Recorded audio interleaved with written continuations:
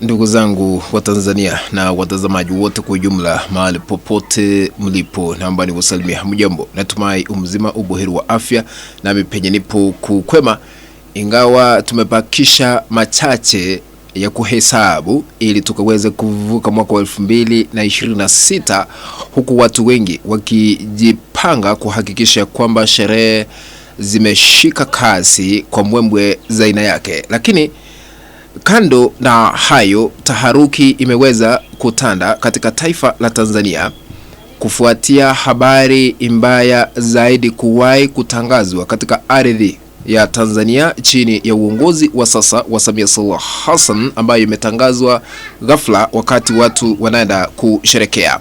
Habari hii ya giza imetangazwa na serikali ya Tanzania. Ni kipi hiki ambacho kinaendelea? Naomba kusoma kile ambacho kimeweza kutangazwa, kwa sababu hicho ndicho kinaenda kuunda msingi haswa kwa yale ambayo tunaenda kuchanganua haswa kwa kanda hii. Sasa hivi kuna taarifa ambayo imeweza kutangazwa na serikali ya Samia Suluhu Hassan kupitia kanda maalum ya polisi.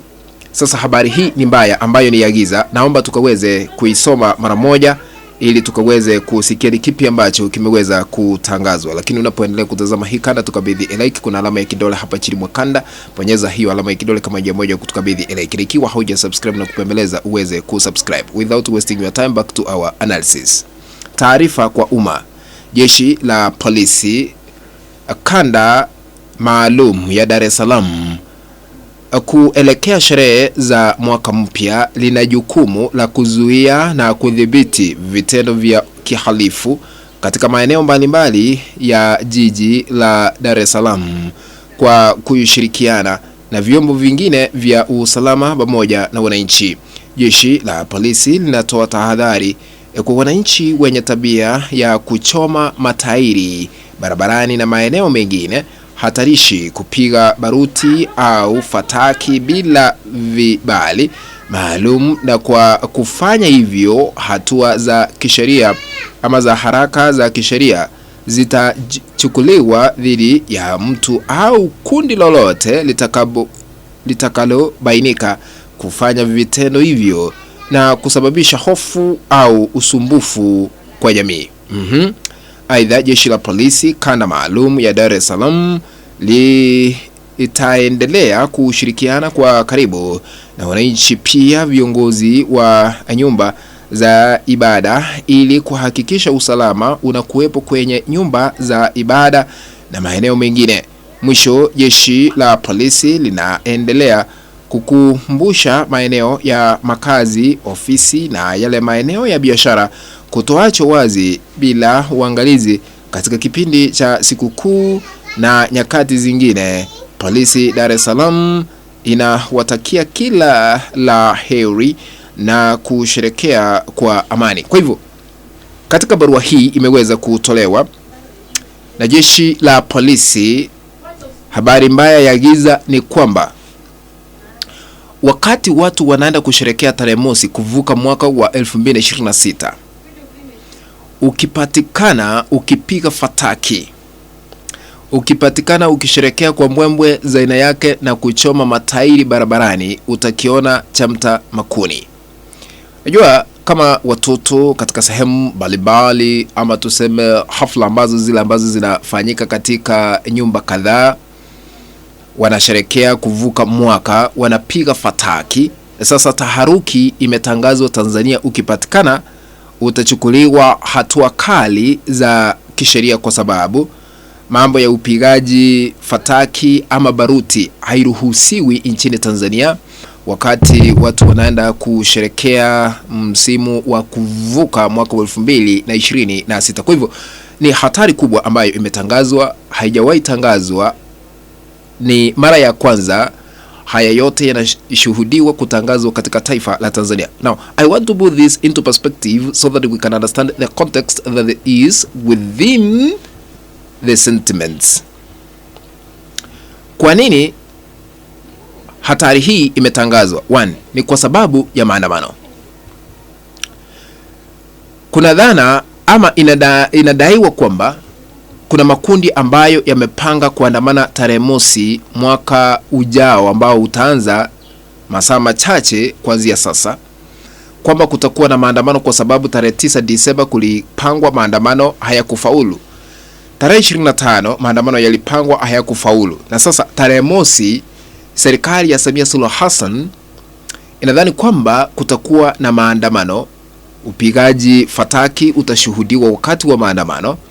Mambo ya kuchoma tairi barabarani utashuhudiwa ama kutashuhudiwa wakati wa maandamano. Sasa wanazuia hayo yote kutekelezwa kama njia moja ya kudhibiti maandamano kuanza rasmi katika taifa la Tanzania, kwa sababu baadhi ya vijana wa Gen Z walikwisha tangaza kwamba huenda wataandamana siku ya tarehe mosi Januari mwaka ujao, mwaka 2026. Ndio maana polisi wanaweka mazingira hatari na kutangaza hatari kubwa nchini Tanzania. Ukipatikana ukipiga makelele na fataki ama baruti hapa na pale, kuchoma tairi, kusherekea kuvuka mwaka wa 2026, utachukuliwa hatua kali za kisheria. Hayo yote yametimia ama yamepitishwa kwa sababu ya kuzuia harakati, shughuli, mchakato wa kuanzisha maandamano nchini Tanzania, kwa sababu serikali iliyopo mamlakani inaogopa maandamano kwa kile ambacho kiliweza kushuhudiwa tarehe 29 Oktoba mwaka huu 2025 wakati uchaguzi ulikuwa Tanzania, jambo ambalo liliweza kusababisha rais wa sasa Samia Suluhu Hassan